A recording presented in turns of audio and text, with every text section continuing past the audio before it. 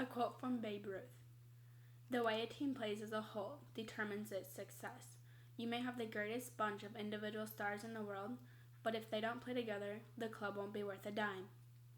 Babe Ruth's challenging background, personal life, and baseball career have helped make him one of the most famous and most influential figures in the history of baseball.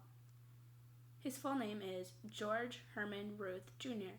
He was born February 6 of 1895 in Baltimore, Maryland. His parents were George Sr. and Kate Herman. Babe was one of 8 children, although he and his sister Mammy were the only 2 to survive. Babe did not have a normal life of a little boy. His parents worked long hours, leaving little time to watch over him and his sister. The lack of parental guidance allowed Babe to become naughty, often skipping school and causing trouble in the neighborhood. At this time in his life, he turned to alcohol and drugs. When Babe turned 7 years old, his parents realized that he needed a stricter environment, so they sent him to St. Mary's Industrial School for Boys, which is a school run by Catholic monks. St. Mary's provided a strict environment that helped shape Babe's future. Babe learned many skills and developed a passion and love for the game of baseball. When Babe went to the school there, he looked up to one of the monks, named Brother Mathis. They took an instant liking for each other. He became a positive role model and a father-like figure to Babe. Brother Mathis helped Babe refine his baseball skills. They worked countless hours together hitting, fielding, and pitching. Babe became such a good baseball player that the brothers invited Jack Dunn, the owner of the Baltimore Orioles, to come watch. Dunn was very impressed with Babe's baseball skills. Right away, he offered him a contract in 1914 after watching him for just an hour. But since Babe was only 19 at this time, for him to sign the contract, he had to have his parents' signature. Babe was not in contact with his parents at that time, so it wasn't an option. So Dunn had to become Babe Ruth's legal guardian in order to complete the contract. Babe Ruth got his nickname Babe from when the Orleans players referred to him as Jack's newest babe, and that was how the most famous nickname in America's sports history was born. From then on, George Jr. was known as Babe. Babe Ruth faced a lot of struggles in life, but nothing kept him from achieving his goals in his life. Babe Ruth played well for the Orleans, leading Babe to be sold to the Boston Red Sox team. Little did he know that the 1919 season would be his last with the Boston Red Sox. On December 26, 1919, Babe was sold to the New York Yankees. The 2 teams would never be the same again. In 1914, Babe appeared on the Boston Red Sox baseball team. He won his major league debut on 1914. However, due to the loaded roster, Babe was optioned to the Red Sox minor league team. He helped lead that team to the International League pennant. Babe then became a permanent fixture in the Red Sox rotation. He helped lead the team to an 18-8 record with an ERA of 2.44.